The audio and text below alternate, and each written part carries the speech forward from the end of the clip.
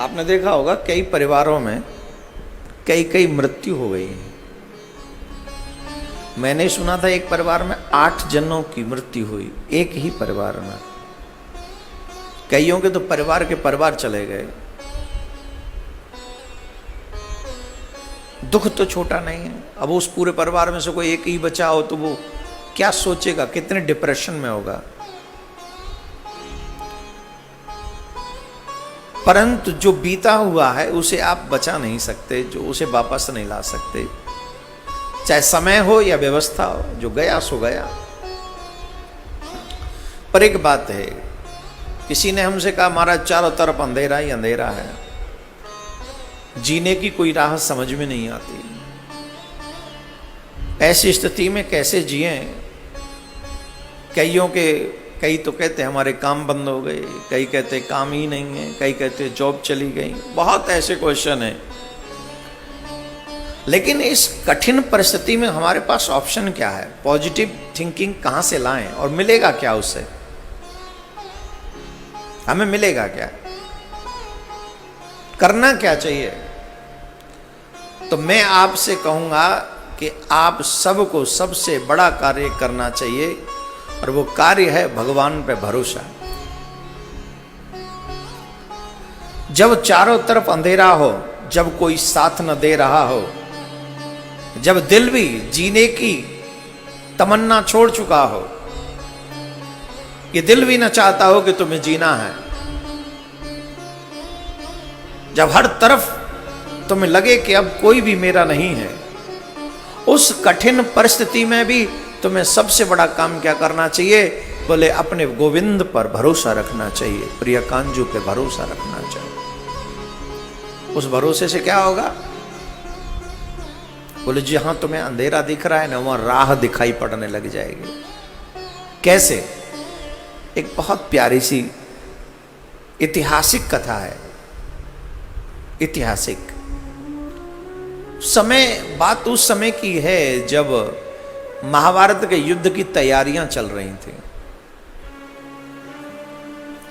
निश्चित हो चुका था कि महाभारत का युद्ध होगा।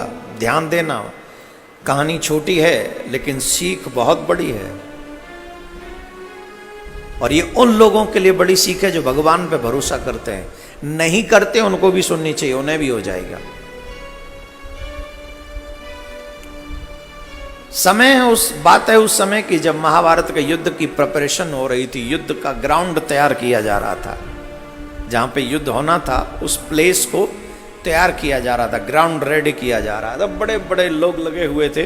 अब इतनी सेना खड़ी होनी है तो व्यवस्था तो होनी चाहिए ना। तो कहीं हर जगह तो इतना क्लीन था नहीं, तो साफ भी करना पड़ेगा। कहीं पेड़ आ गए, कहीं ये आ गए, कहीं वो आ गए, सब हटाने पड़ेंगे। तो बड़ी हाई लेवल स्टेज पे सब प्रिपरेशन चल रही थी। तो एक दिन भगवान श्री कृष्ण युद्ध से जस्ट एक दिन पहले, युद्ध से जस्ट एक दिन पहले, मतलब सुबह युद्ध होना है, शाम के समय लगभग 5-6 बजे करीब, अर्जुन के साथ उस ग्राउंड का निरीक्षण करने के लिए पहुंचे। अर्जुन साथ में थे, उनके सखा, उनके प्रिय। तो भगवान श्री कृष्ण ने चारों तरफ ग्राउंड का निरीक्षण किया। एक घटना घटित हुई उस समय। लोग लगे हुए थे सफाई करने, जो कई पेड़ थे उनको हटा रहे थे, कहीं कुछ और गड्ढे वगैरह थे उन्हें समतल कर रहे थे, और जो भी व्यवस्थाएं वहां हो रही, बड़े लोग लगे हुए थे। लेकिन इस बीच में एक बहुत अजीब सी घटना घटी। एक चिड़िया, छोटी सी चिड़िया श्री कृष्ण के पास आई और उसकी आंखों में आंसू था। उसने कहा, मैंने सुना है आप भगवान हो, क्या यह सत्य है? भगवान मुस्कुराए।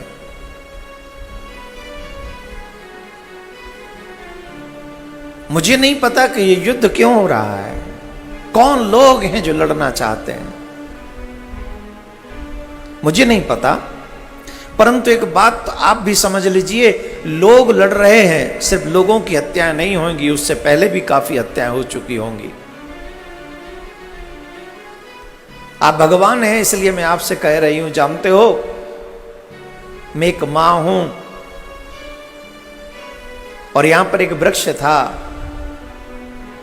उस वृक्ष पर एक मेरा घोंसला था, उस घोंसले में मेरे अंडे थे। एक मस्त मत वाला हाथी आता है और उस पेड़ को उखाड़ के फेंक देता है। क्यों? क्योंकि कल युद्ध होना है। इसमें मेरा क्या कसूर है? होगा कसूर कौरवों का, होगा कसूर पांडवों का, वो आपस में युद्ध करना चाहते। What is the my fault? मैं क्यों सहूं? मैं मां हूं, मेरा क्या? क्या मैं, आप भगवान है तो आप पे भरोसा कर सकती हो? कृष्ण ने कहा तुम भरोसा कर सकती हो, तुम मुझ पे भरोसा कर सकती हो। और अर्जुन के साथ कृष्ण उस मैदान का निरीक्षण करके वापस चले गए, वापस चले गए। दूसरे दिन युद्ध की तैयारियां हो ही चुकी थी, युद्ध प्रारंभ होना था। दोनों तरफ सेना लग गई, एक तरफ कौरवों की, एक तरफ पांडवों की विशालकाय सेना।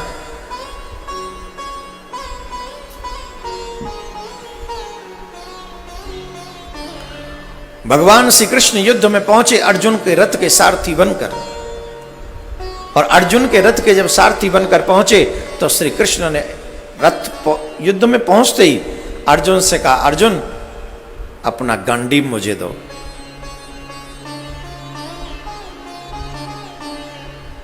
वाह? बोले क्वेश्चन मत करो, गांडीव दो। पर आपने तो ये प्रण किया है आप युद्ध में शस्त्र नहीं उठाएंगे, और आप तो पहुंचते ही अपना प्रण तोड़ रहे हैं। भगवान श्री कृष्ण ने कहा क्वेश्चन मत करो, सिर्फ गांडीव दो और एक बाण दो। भगवान कहे तो अर्जुन न करे, ये तो संभव ही नहीं। श्री कृष्ण ने गांडीव मांगा, अर्जुन ने दिया। भगवान ने, एक हाथी खड़ा था सामने, हाथी खड़ा था सामने, उस हाथी को निशाना बनाया और उस हाथी को निशाना बनाकर तीर चला दिया। अर्जुन अचंभित थे, what is this? Shri Krishna ऐसा क्यों कर रहे हैं? कृष्ण मुझे आज्ञा दे सकते हैं, मैं कर सकता हूं, अगर इस हाथी को ही मारना है तो मैं मार दूंगा। कृष्ण ने वो बाण चलाया, वो हाथी को नहीं लगा। हाथी के गले में एक घंटा बंधा हुआ था, वो हाथी गले में बड़े बड़े से घंटे होते, वो बंधा, वो तोड़ के फेंक मार दिया, गिर गया घंटा। अब अर्जुन कह रहा है लो, एक तो प्रण तोड़ा, शस्त्र उठा लिया पहले ही दिन बिना किसी रीजन के, और वो भी एक हाथी को नहीं मार सके। एक हाथी को तो मार देते, चलो कोई बात नहीं, आपसे नहीं हुआ मैं मारता हूं, लाओ धनुष मुझे दो धनुष। भगवान श्री कृष्ण बोले कोई नहीं, हाथी नहीं मरा तो कोई बात नहीं, हमने घंटा तो गिरा ही दिया ना इसका, चलो युद्ध शुरू करो। युद्ध हुआ, कंप्लीट हुआ, 18 दिन युद्ध चला, और 18वें दिन जब युद्ध समाप्त हो गया, बड़ी मारकाट मची हुई थी, तमाम रथ हाथी घोड़े मरे पड़े थे, रथ के तमाम कड़ा वहां पर कचरा पड़ा हुआ था, लोग मरे पड़े थे, कहीं हाथ कहीं पांव, किसी का सर इत्यादि, बहुत आप जान ही सकते जिसकी कितनी अक्षौणी सेना मर गई, वो सब मरे पड़े हैं। युद्ध समाप्त हुआ, फिर भगवान श्री कृष्ण अर्जुन को लेकर फिर उस युद्ध भूमि में गए। सब लोग लगे हुए थे साफ सूफ करने, किसी को हटा के कोई देख रहा था हमारा कहाँ है, किधर है, क्या है, सब उसमें लगे हुए थे। भगवान श्री कृष्ण उसी हाथी वाली जगह पर पहुंचे और कृष्ण ने कहा जाओ अर्जुन, वहां जो घंटा रखा हुआ है उसे हटाओ। अर्जुन बोला कमाल, मन ही मन में सोचा होगा उसने, मैं विश्व विजयी हूं, इतने लोग साफ सफाई कर रहे हैं, अब इसमें मुझे घंटा उठाने के लिए भगवान क्यों कह रहे हैं?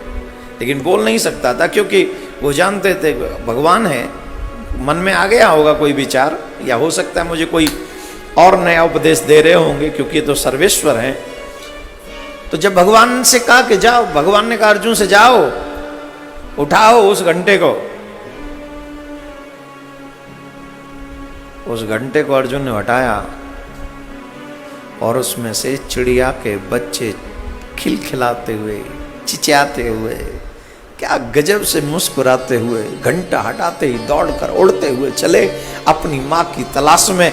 माँ ने देखा और देखा मेरे बच्चे उड़ते हुए आ रहे हैं। 18 दिन का भयंकर युद्ध समाप्त होने के बाद मेरे बच्चे सुरक्षित हैं। कृष्ण, दुनिया का भरोसा चाहे टूट जाए पर तेरे ऊपर किया हुआ भरोसा कभी निष्फल नहीं जाता। यही सत्य है कि महाभारत जैसे युद्ध में घंटा गिरा कर तूने मेरे बच्चे बचा दिए। आई बिलीव योर सेल्फ, मैं आपके ऊपर भरोसा करती हूं। कृष्ण मुस्कुरा के मानो चिड़िया से पूछ रहे क्यों? 18 दिन तो सांस गले में अटकी रही होगी। बिल्कुल, जिसकी माँ के बच्चे, जिनकी माँ के बच्चे उस ग्राउंड में जहां भयंकर युद्ध हो रहा है, उस माँ की स्थिति क्या होगी? जान हलक में नहीं होगी तो कहां होगी? लेकिन 18वें दिन जब वो बच्चे मुस्कुराते हुए उस घंटे के नीचे से निकले होंगे तो उस माँ की खुशी का क्या ठिकाना होगा। लेकिन ये विजय किसकी है? उस चिड़िया के विश्वास के लिए। उस चिड़िया ने बिलीव किया, फेथ किया, विश्वास किया। और सच बता रहा हूं my dear, you agree or not I don't mind, but just listen to me. If you agree with my thinking, then you can believe in your God, Lord Shiva and Lord Krishna. It's your choice.